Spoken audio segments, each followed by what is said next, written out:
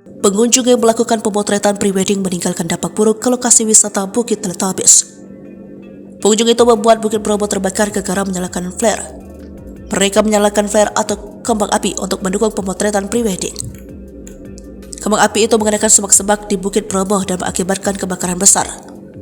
Awalnya ada dua sejoli tengah melakukan pemotretan hingga santai menyalakan kembang api. Gara-gara aksi sang calon pengantin itu, kawasan wisata Gunung Bromo tutup total sejak 6 September 2023. Itu seperti dinyatakan Balai Besar Taman Nasional Bromo Tengger Semeru.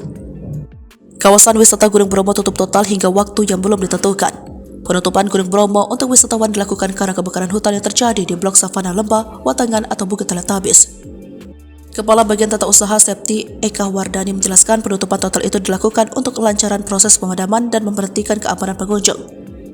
Penutupan dilakukan sejak tanggal 6 pukul 10, ujarnya dalam keterangan resmi Kamis 7 September 2023. Bagi pengunjung yang telah melakukan pembelian karcis melalui booking online dapat mengajukan penjadwalan ulang saat wisata kembali dibuka.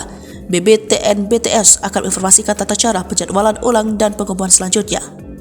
Kami menghimbau kepada masyarakat, pengunjung dan pelaku jasa wisata untuk menjaga kawasan BBTN-BTS dari kebakaran hutan, tidak menyalakan api dan sejenisnya seperti petasan kembang api. Demi keselamatan bersama, jika menemukan titik api, segera melaporkan ke petugas, terang Septi.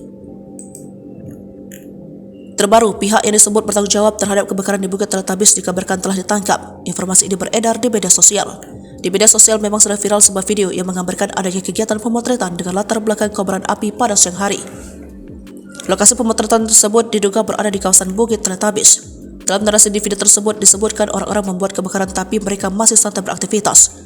Di video itu juga tertera keterangan tertulis yang menjelaskan terduga pelaku yang menyalakan flare telah diamankan di Polres Probolinggo untuk diminta keterangan dalam rangka penyelidikan lebih lanjut. Setelah itu video menunjukkan pemandangan api yang menyala pada malam hari. Api terlihat menjulur ke atas perbukitan, terlihat seperti sebuah garis berbelok-belok dengan kobaran api.